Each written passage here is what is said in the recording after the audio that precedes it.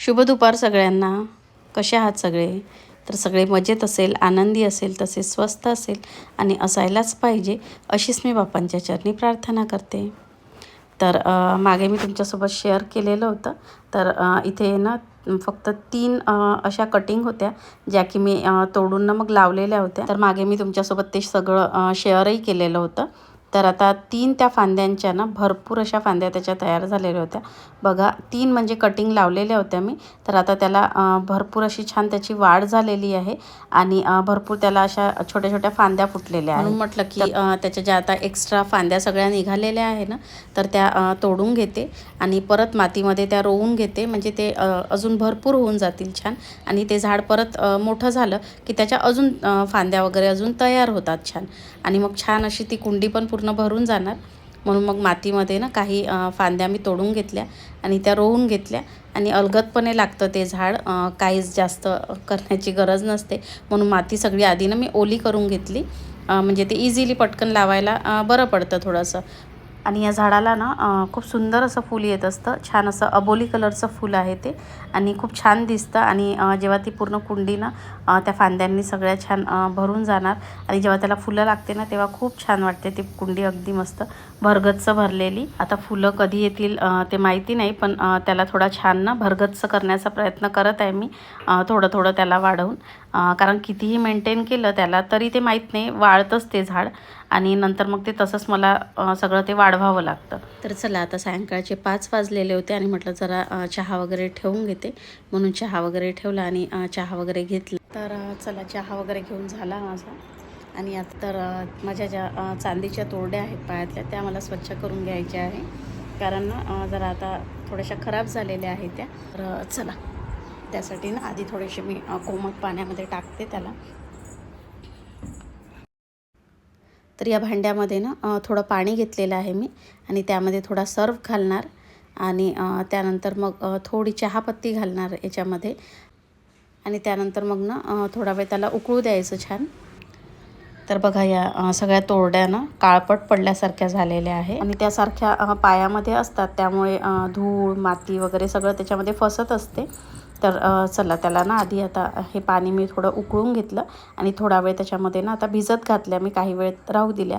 म्हणजे थोड्याशा त्याच्यामध्ये मुरल्या की मग त्याचा जो मळ वगैरे आहे ना तो इझिली सगळा निघून जातो. तर थोडा वेळ त्याच्यामध्ये ठेवल्या आणि त्यानंतर मग ना ब्रशनी सगळ्या मी त्या घासून काढल्या. तर ब्रशनी त्या स्वच्छ केल्याने ना त्याच्यामध्ये म्हणजे त्या डिझाईनमध्ये वगैरे असलेला जो काही मळ आहे तो सगळा ना निघून जातो. म्हणून सगळ्या ब्रशनी छान स्वच्छ करून घेतल्या. तर निरमा आणि चहापत्ती जर टाकली ना आपण तर छान एकदम स्वच्छ होऊन जातात त्या सगळ्या. आणि नाहीतर मग ना आपण याऐवजी कोलगेटसुद्धा वापरू शकतो. कोलगेटने देखील चांदीच्या वस्तूनं छान स्वच्छ होतात.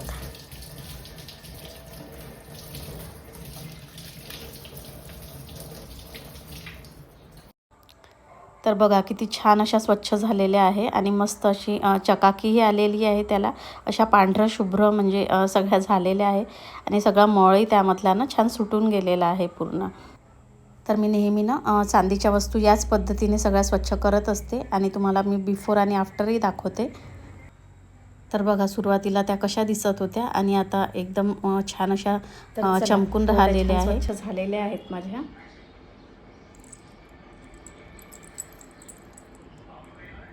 एकदम छान पांढऱ्या शुभ्र निघाले आहेत.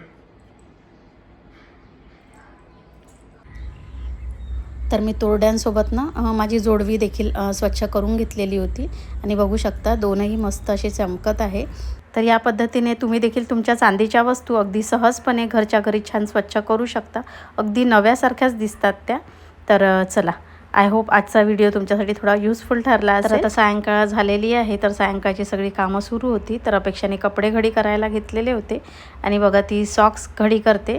तर ज्या पद्धतीने मी सॉक्सची घडी घालते ना ती देखील तशाच पद्धतीची घडी घालत असते. म्हणजे या पद्धतीने जर आपण घडी घातली सॉक्सची तर त्याची जी पेअर आहे म्हणजे जोडी कुठेच इकडे तिकडे जात नाही आणि वेळेवर इकडे तिकडे शोधण्याची आपल्याला गरज पडत नाही. तर हे बघा अगदी मी जशी घडी करते ना तशीच तिने घडी केलेली आहे त्या सॉक्सची.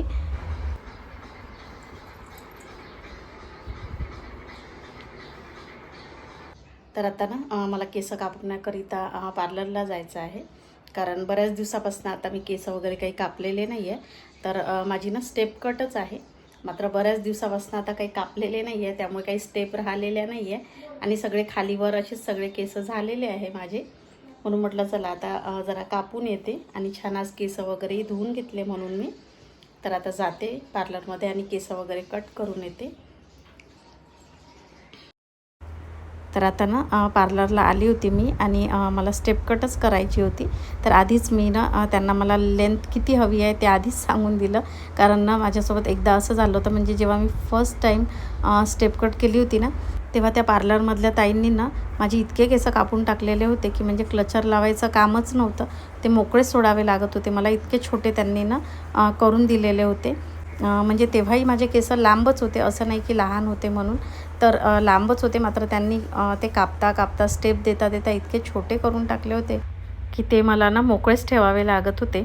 म्हणून ना आता जेव्हाही मी पार्लरला केस कापायला जाते तर आधी मला केसांची लेंथ किती हवी आहे ते आधीच मी त्यांना सांगून देत असते. आणि स्टेप कट केल्यामुळे ना मला म्हणजे केसांमधला गुंता वगैरे काढायला अगदी म्हणजे थोडं सोपं झाल्यासारखं वाटतं.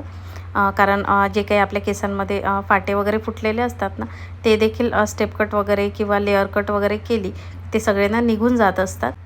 तर चला, इकडे माझे हेअर कट वगैरे झालेले होते आणि त्यानंतर मग त्यांनी ना मशीननी सगळे माझे केस वगैरे सेट करून दिलेले होते. तर सेट केल्यानंतर असे काहीसे माझे सगळे केस ना दिसत होते आणि छान वाटत होते मला केस कापल्यानंतर. कारण बऱ्याच दिवसानंतर मी हेअर कट केलेलं होतं आणि त्यानंतर मग आम्ही घरी निघालेलो होतो. तर चला, असा होता आजचा सगळा व्लॉग. तर इथेच आता व्लॉगचा एंड करते. आजचा व्लॉग कसा वाटला नक्की कॉमेंटमध्ये सांगा. आवडला असल्यास जरूर लाईक करा. चॅनलवरती जर नवीन असाल तर चॅनलला सबस्क्राईब करून घ्या. तर भेटूया अशाच एका छानशा व्लॉगमध्ये. तोपर्यंत बाय बाय.